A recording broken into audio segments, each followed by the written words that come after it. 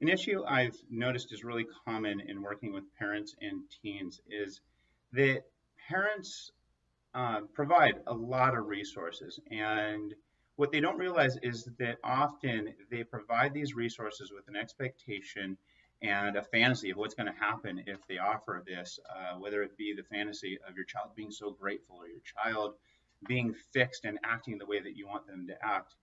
Um, but they offer the resources and then become resentful without realizing it that what they thought was going to happen didn't happen.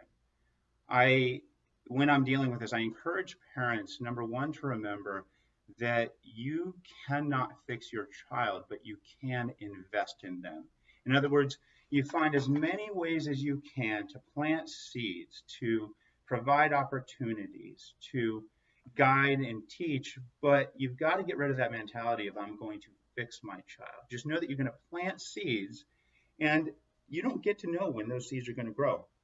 They may grow this week, they may not grow till your child turns 30.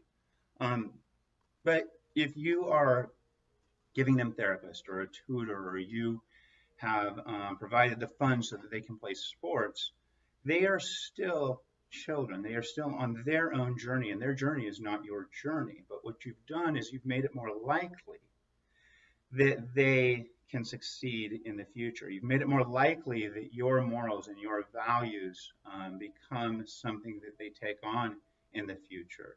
They most likely aren't going to take on your morals right now and your values right now. You see, even if you provide every resource in the world, they're still on a journey that is their own. And you cannot provide their decision making, for instance. You can influence it, but you cannot ultimately just make decisions for them, and you cannot live their life for them.